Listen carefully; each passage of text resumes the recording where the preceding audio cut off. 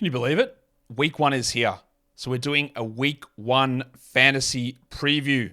I can't believe it. But Michael Bolton, he's here to set me straight. Thanks, Josh. It's Michael Bolton here, and it's time for another episode of the Locked On Fantasy Basketball Podcast. Let's get to it. Let's get to it, indeed. You are Locked On Fantasy Basketball, your daily fantasy basketball podcast, part of the Locked On Podcast Network.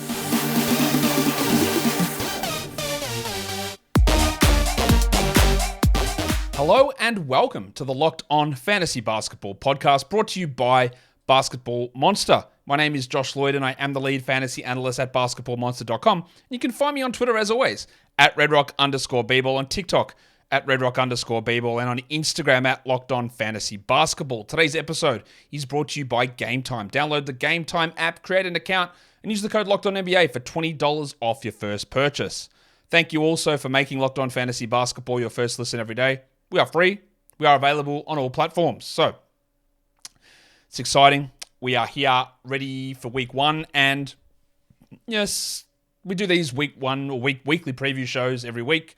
They normally come out on a Sunday to get you prepared, but obviously it's coming out a day later because the season starts a day later than the usual start of a week. I went back and looked at some of the shows that I did last season for this and tried to sort of streamline this process a little bit more. So you're probably not going to have every little thing that I had last season. Like, I'm not going to go super in depth about back-to-backs in these ones, because I think it's maybe something that is a little bit overblown just in terms of the value from what you get from this show. You can just go search that stuff out. We'll talk about the games that teams play. We'll talk about ideas for streaming. We'll talk about guys to look for targets for daily leagues, weekly leagues. We'll talk about just how the schedule breaks for a bunch of teams. But we're not necessarily going to just dig into everything exactly the same as we did it on last year's show. So we'll see how it goes. Always open to suggestions and mixing things up and seeing how we can improve and adjust the show as we go in. We're here. It is week 1. The NBA season starts on Tuesday with only the 2 games on. But it is an interesting week nonetheless, because as is tradition, and I fucking hate how they do this, we've got the lopsided week, the all over the shop week, the up and down week. We don't play Monday. We've got 2 games Tuesday. Sick. Opening night. Love it. 2 games. Let's really dig in and focus on that. And I agree that is a good thing, right? To be able to focus in on those 2 opening night games. The problem is then they just bash you over the head with 12 games the next day. So opening night, we've got Lakers, Nuggets, and then we've got Warriors, Suns, the second game. Really, really good games, very interesting games to take a look at. And then we've got 24 teams playing on Wednesday. It's so hard to keep an eye on everything that happens. That's going to be one of my most watched daily recap shows, as we try and make sense of everything that happens. And I'm telling you now, there is going to be weird stuff that happens across this week. So my number one thing for the week 1, you can look at the schedule as much as you want. Weird stuff is going to happen. There will be some interesting guys that pop up on the waiver wire, but determining if that guy is just a 1-game flash in the pan, and this is really important for Tuesday, because there's only 4 games on. Sorry, only 4 teams playing, only 2 games on, and there's nothing to compete. So as soon as someone has a big game in Denver versus LA, Christian Wood pops off and gets 12 and 10 in 17 minutes, everyone will rush to add him. But that's not necessarily a long-term thinking idea. It's about, that guy is playing a role that I didn't expect, or, wow, this guy got hurt, so this guy has to step up. That's the sort of week 1 ads that we make. Versus, man, I drafted this guy and he's starting, but why did he only play 15 minutes in this game? So some of these things we don't... Look, last season in Boston, Noah Vonleh was their first big man off the bench, ahead of Grant Williams. Now, Grant was in and out of rotations all season. D'Anthony Melton was like the 4th guard in Philadelphia. He wasn't the first guy that came in. Weird stuff happens all the time, and you can't over-panic on these things. Now, if it's something like... a great example is going to be Paul Reed. But if they might not play him a single second next to Embiid, but I'd like to hold more than 1 game. So be really cautious about the way you're approaching this week. If Taurean Prince hits 7 threes in that first game, you don't have to rush to add him. The likelihood of that happening is just so small that you've missed the good game, and the big one probably doesn't continue on after that. So there's the schedule. It's up on the screen. 2 games Tuesday, 12 games Wednesday, 2 games Thursday. Annoying. 11 games Friday. That's pretty busy. And then a really sexy weekend, 7 games Saturday and 6 games on Sunday. So we love those 6 to 8 game days. They're the best. 5 to 8 even. They're really strong for fantasy. They're really good to watch and absorb what's going on as well versus these behemoth 12 game or 11 game days, which we get regularly on Wednesdays and Fridays. And I just wish that we didn't. I wish that we didn't. But you know what? I can't always get my way, can I? So, who are the teams that play 3 games this week? The Hawks, the Bulls, the Cavs, Nuggets, Pistons, Warriors, Rockets, Clippers, Lakers, Grizzlies, Heat, Knicks, Thunder, Sixers, Suns, Blazers, Sacramento Kings. I don't know why I said them that way. Spurs, Raptors, Jazz. That is 20 out of the 30 teams play 3 games this week. But as we are aware, not every 3-game week is created equal. There are some of these teams that play only once that isn't on a 12-game Wednesday or an 11-game Friday. And it's very easy to find out that data. We've got our schedule grid and schedule analyzer at Basketball Monster. There is a lot of those teams, though.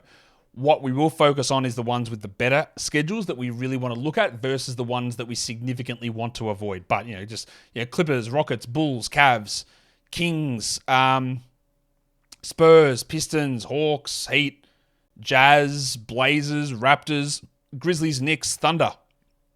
1 quality game for each of those teams. So when you're looking at streaming guys in off those squads, man, I'm going to try Terrence Mann, 3-game week for the Clippers.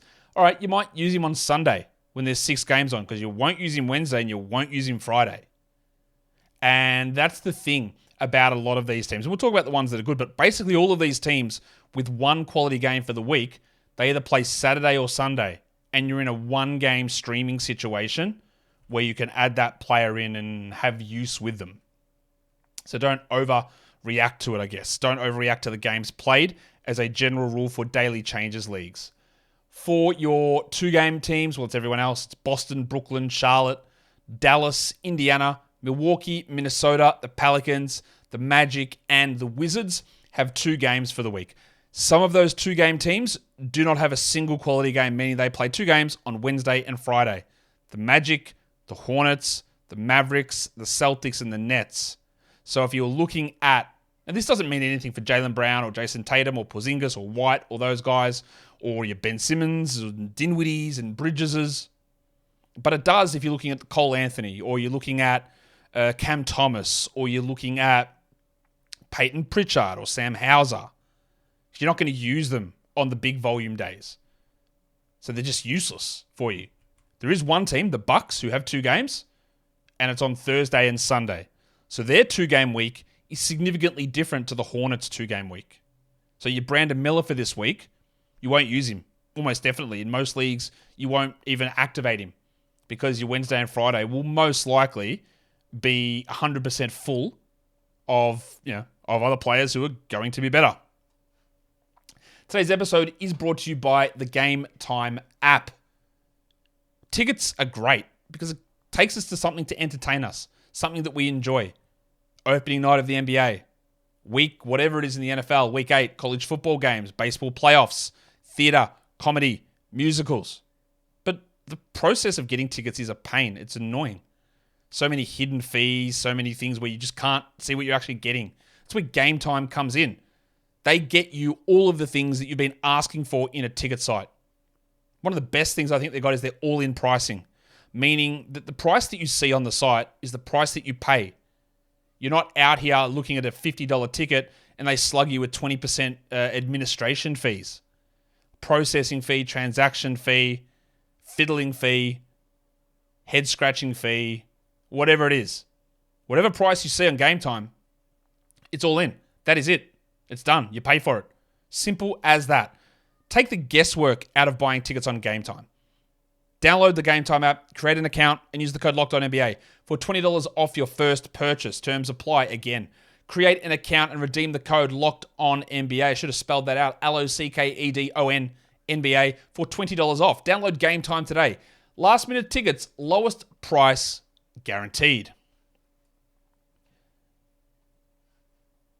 So that brings us into the next little bit of thing that we need to talk about regarding the old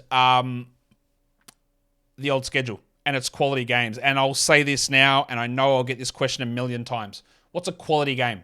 A quality game is a game that is played on a day in the NBA where there are fewer than 10 games played. Why do I use that cutoff? Well, regrettably, the usual way a league is structured is 10 starters and 3 bench. It should be more. It should be 6 or 7, but it isn't. So in a 10 starters, 3 bench players, if it's a 10-game week, 10-game day, 11-game day, 12-game day, you are most likely going to have to make a decision of who do you start and who do you sit. Therefore, adding someone who plays on that day is likely useless because they would be on your bench anyway. That is not quality. It's not a quality ad. It's not a quality game. If there's 9 games on or 8 games on or 4 games on, whoever you add that day, you're usually going to be able to find an active roster spot for you, for that player. So if you add them, you play them and they count to your stats. So we're looking to stream on those low volume days this week. Tuesday, Thursday, Saturday, Sunday. If you don't know what streaming is, welcome to Fantasy Basketball for the first time. Again, I will say it now and then someone else can correct other people later on in other shows.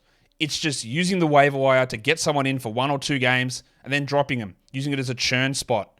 Just getting games out of guys, getting extra volume in versus considering them a season-long or a short-term hold. It's a 1 to 2 day sort of scenario. And the days that we want to attack are Tuesday, Thursday, Saturday, and Sunday. With 2 games, 7 games, 6 games. Whatever you add on those days, you'll be able to start and use. There are 3 teams that play on 3 of those 4 days. The Suns, the Sixers, and the Lakers all play 3 quality games. They are the only teams. And the Suns are the only team that goes Tuesday, Thursday, Saturday, which is ideal because they get their 3 games out of the way. You can drop a fringe Suns guy and then add someone else in on Sunday. The Lakers go Tuesday, Thursday, but then they play Sunday. So there's a bit of a hole on the Saturday, so not ideal in that regard. While the Sixers don't play either Tuesday or Wednesday, so still no resolution on Harden. They don't play Tuesday, Wednesday, but then they go 3 games in 4 nights. Thursday, Saturday, Sunday. I don't envisage that Joel Embiid will sit one of those back-to-back games. I don't think it'll happen, but if Harden actually does play, would he be conditioned enough to play? I think he probably would, but I don't know. But they play 3 games in 4 nights, all of them low-volume games, so the Sixers become better towards the end of the week. And as I mentioned earlier, Boston, Brooklyn, Charlotte, Dallas, and Orlando don't play on any low-volume day during the week, which sucks. It doesn't provide any value for those guys on a fantasy team. It just doesn't do anything good. So we'll talk about individual players in a second about how we're going to attack that. In fact, I think we'll do it right now. Yeah. So we're looking at the stream zone here, which is a new name for something which I sort of talked about in passing through other seasons and in this show. It's basically what we're talking about. How do we attack streaming? Now, if you're in a weekly changes league, this doesn't apply to you. We'll talk about weekly changes later on. But this is for daily changes league. So how are we attacking this? Phoenix, as I said, go Tuesday, Thursday, Saturday. It's a great way to start. You can add a Drew Eubanks, who probably over that time is a top 100-ish player. Between Tuesday and Saturday, 3 games in totals because no one else is playing that many games and on those days. So you could look at 3 players, I think, there.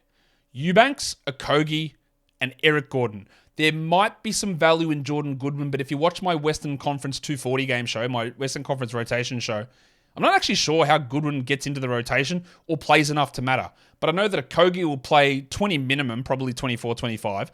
Gordon might go 25, 27, and Eubanks is like 18, maybe 20 if Nurkic gets into foul trouble or is ineffective. And over 3 games, over 5 nights, that's 60 minutes, 75 minutes, 75 minutes. That's enough to make a difference. And then after Saturday, you can jettison those players to get an extra game in on Sunday. The other thing that you can do, of course, is you can jump in and look at the other 2 teams who play the 3 quality games, which, of course, we've got the Lakers and the Sixers as a combo, and they work okay as a combo. The Lakers play the Tuesday, Thursday. The Sixers also play the Thursday, but we're trying to always maximize games played versus the ads that we use. Most leagues have 4 as a standard amount of ads. So you can add a Lakers guy Tuesday, Thursday, drop that player, and then get a Sixers guy for Saturday, Sunday. You can also use a Phoenix player or a Lakers player on Tuesday, or a Denver player, or whatever you want to do, and then grab a Sixers guy to go Tuesday, Saturday, Sunday. This week, because there is only 4 quality streaming days, using your, if you wanted to just use your 4 ads for the week, 1 per day, you're not going to get more than 4 games extra this week. So it's not as critical to be super vigilant in planning. But if you did add a Suns guy on Tuesday, that would give you 3 ads in case you've got 2 droppable guys or someone you want to stash that gets dropped because of foolish management decisions in your league. That helps preserve an ad. So I think using one of these 2 strategies to preserve some ads to do stuff for not necessarily this week is important. Also, be more than willing to take a loss this week. As I said at the start of the show, weird rotation stuff will happen. There'll be weird things that don't make sense in terms of guys popping off, guys dropping back, players shooting horribly, players shooting well above their norms. So don't be afraid to just calm down, take maybe a player who struggles in a game if they get dropped and sit on a bit of a cold streak for a week. Cop an L. You don't have to chase every single category win or every single head-to-head points matchup with extreme vigor in week 1. You can take that L in week 1. It is okay as long as you're doing the smart things to take advantage of the mistakes that other people make. And there will be tons of them. Tons. I'm going to try and find as many of those mistakes as I can through week 1 with other people that people make in terms of ads and drops. So what you can do, I said with the Phoenix one, but with the Lakers Sixers, you can start out with a Taurean Prince who's going to start on Tuesday, maybe Thursday as well. You can try Gabe Vincent, who probably gets 25 minutes. You might even want to try Christian Wood. Now, I don't love getting Christian Wood there, but what he is a high-value fantasy guy. And when you're talking about 2 quality games on the Tuesday, Thursday, well, it's only the Lakers and the Suns that have that combination. So Wood actually makes a little bit of sense if that's what you're targeting. And then you can drop Vincent or Prince or Wood or Hayes or whoever it is. And you can try a Sixers player. Now, in a lot of leagues, Paul Reed is available. I would probably suggest you have Paul Reed on your roster anyway. But getting Reed for the Thursday, Saturday, Sunday, or just the Saturday, Sunday weekend combo is pretty good. I don't know whether Harden's going to be out there or not, but Kelly Oubre, end of the week, makes a lot of sense. And if Harden isn't there, Jaden Springer probably gets in the rotation. And let's say even if it's just the weekend back-to-back, could he bring you 3 steals and 6 assists? It's useful enough. It's always very important, I think, when you're talking about what happens during the week, is to look at what your ad is, because you've got limited ads, and combining the minutes. So we might look at Springer. Let's use him or Okogie even, as an example. Let's use Okogie, right, as an example. You go, well, Josh, he's not going to play. He doesn't really do anything. Yeah, but you'll use one ad. You'll get 3 games that you can use him in all 3 games. You'll get likely 75 minutes of action for one game, for one player slot. And he might get in those 3 games 5 steals. He might get 28 points. He might have 12 rebounds and 7 assists with 5 steals, 2 blocks. Which, if you were using that to just stream in a single player, you wouldn't get that value. Now, again, you could stream in someone better each single day. And in this sort of a weekly schedule, that makes a little bit of sense because you've only got 4 streaming days and you've got 4 ads as a general rule. But what I would like to do is hold on to some of the ads so I can take advantage of a longer term mistake that another manager makes, or grab someone, even if with that man, someone for the Celtics, Peyton Pritchard, they're playing him 29 minutes off the bench. What's going on? I'll add him even though they've got 0 quality games, just because I know the Celtics are going to have better schedules moving forward. That's what I mean by taking an L this week when you see a rotation thing that you didn't envisage at all. Let's say it's Zaire Williams and he plays 35 minutes for the Grizzlies and pops off, but the Grizzlies don't have a great schedule. It's fine. But you add him, you take the hit that you're only playing once this week, and you get an L this week, but then you've got a guy that, hey, he's starting to push better. And that can be important. There becomes a situation where, especially if you're struggling, that you do need to switch into, I must do everything every day to win right now. But that doesn't have to be in week 1. Today's episode is also brought to you by FanDuel Sportsbook. We're not snapping into the NFL season. We are leaping into the NBA season with FanDuel, America's #1 sportsbook. Right now, new customers get $200 in bonus bets guaranteed when you place a $5 bet. That's $200 in bonus bets, win or lose. If you've been thinking about joining FanDuel, there's never been a better time to get in on the action. It is so easy to use. You can look at all those opening night matchups. Denver and the Lakers, the Suns and the Warriors, the spreads, the money lines, the totals, the player props, your individual daily player projections. We have that over at Basketball Monster, actually. We can go and check how it would work with over-unders or player props or whatever it is. It's all available, plus futures over there on FanDuel. So go to FanDuel.com/lockedon to tip off the NBA season. FanDuel is also an official partner of the NFL, and don't forget to gamble responsibly. So let's finish this off with a bit more streaming activity. Who doesn't play on the weekend? Because when we're looking at, hey, how do we stream in to win our weekly matchup? These teams don't play. Boston, Brooklyn, Charlotte, Dallas, and Orlando. You might have added a Josh Green. You might have said, well, I might try to see what happens with Peyton Pritchard. I might try Cam Thomas in Brooklyn. And you see the first two games, you go, oh, no, he's not even in the rotation. Do I actually need to hold off on this? Well, maybe not. And then they don't play at all Saturday, Sunday, where you can use whoever plays Saturday and whoever plays Sunday, plus the crossover of the Sixers in the middle there, which is where they play both, to get some value. This will have more importance when we get through the season and we work out what our streaming spots are and who's worth holding and who isn't worth holding. But your weekend off teams, there's 5 of them for this week. Boston, Brooklyn, Charlotte, and Dallas and Orlando. I don't know why I slipped on that. All right, so if we're talking weekly changes leagues now, also remember, if we're back talking daily changes for 1 sec before we get into weeklies, there are so many of these that make sense to add, and I'm going to do. I've talked a lot about guys who should be on the waiver. I did that a couple of days ago. Shouldn't be on the waiver wire anymore. You can go and add and make sure they're available, or make sure they aren't available in your league. In daily changes, again, just try to focus more on adding the better players for this week versus gaming the schedule the whole way out. I would rather add a better player who's going like the top 2 names on that list, Kobe White and Jeremy Sohan. I would rather add those guys for this week. They've got 3 games, but they have, like, the Bulls play Wednesday, Friday, Saturday. The Spurs play Wednesday, Friday, Sunday. I'd rather add those guys because there's prolonged value, I believe, in them, versus I'm going to use this spot to definitely stream in Jaden Springer for a weekend back-to-back. Like, that's more how I want to approach this. For weekly leagues, it's different. Streaming doesn't exist. We just want to see who's available. And I'm using like 60% Yahoo roster percentage numbers to show you who is available in just lots of spots. It may not apply to your league. Your league might be the most switched on league in the world, but it might not be. And I get plenty of people who are in these leagues where that's all of the right players, according to me, are rostered. And there are others who will come at me and ask me a question like, do I grab Jalen Duren, or he's on the waiver wire, or do I just stick with James Wiseman? And I go, what are you talking about? But people view things very differently. People have not been plugged into the NBA, and your league might not be like that. Had someone ask me today, hey, how much does Dylan Brooks benefit now with Steven Adams out?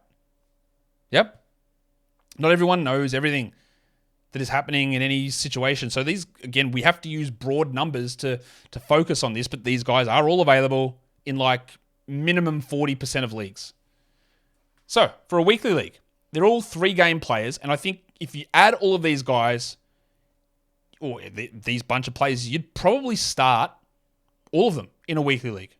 Kobe White, 3 games. Spurs starting point guard, Jeremy Sohan, 3 games.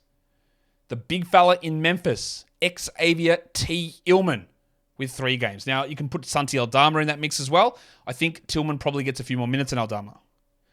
Norman Powell with 3 games. I'm not massive into Norman Powell, to be honest, this season. He's a little bit iffy, but 3 games is 3 games. Talen Horton-Tucker, 3 games. I expect that he starts all 3 of them. I don't know that, but I expect that he starts all 3. Absolutely needs to be rostered. Malik Monk and the Kings, 3 games. I probably prefer Monk over like a Herter or a Duarte and a Vezenkov. And Pat Williams has 3 games. The Bulls have 3 games. Pat Williams has 3 games. How confident am I in Pat Williams? Not super, but it's 90 minutes, almost minimum. That might be 3 steals, 3 blocks. Might be 36 points. Might be 21 rebounds. Look, it's useful, all right? 3 games is 50% more than 2 games. Quick maths. So while 3 games doesn't sound like much, it's the most this week, and it's 50% more than the guy behind. So if the guy behind's a better player than Pat Williams, but plays 62 minutes for the week, and Pat plays 90, well, it's really hard for a guy, unless they're an absolute superstar, to bash through and beat a 3-game player in that scenario. 3 games versus 4 games, a little bit more doable. 3 versus 2, you lean towards the 3 guy quite a bit. 2 games is not much. 2 games is not much. Let's look at some points league situations as well. That's for 9-cat. Honestly, it's basically the same guys in points leagues, although that's the wrong list. Now we're good. If for points leagues, it's the same list. I just added on Karis LeVert instead of Patrick Williams. Now, you could easily make an argument that Karis LeVert in a category league with 3 games this week is worth an add as well. But I gave Pat Williams the nod because of defensive stats, but I'll give Karis LeVert the volume scoring nod for points leagues. But it's the same guys. White, Sohan, Tillman, Powell, Horton, Tucker, Monk, and LeVert with the 3 games for this week coming up. And that's it. That's a week 1 preview. Again, if there's something you think is missing out of here, I'm not going to... let's get to this. In terms of week leagues, I'm not going to do, you must sit this guy, because that often is just really a look at how your team is, injuries that have hit it, all that sort of stuff. In general, we're looking... It's not that hard to figure out who you're starting or sitting. You can drop specific comments in the questions... specific questions on that down below, but majority of leagues are daily changes anyway. But I'm not going to go through, you must sit all of these guys. I think I've spent a lot of time explaining on this show, but in the future, we'll be able to bang these out in like 17, 18 minutes, which I think is probably better versus going over everything in absolute minute detail, which is relatively easily accessible to find. So, follow this podcast, but I'm always open to suggestions. Happy for you to drop whatever in the comments. Follow this podcast, Apple Podcasts, Google Podcasts, Spotify, and on the Odyssey app and on YouTube. Thumb it up and leave your comments down below. Guys, we are done here. Thank you so much for listening, everyone. See ya.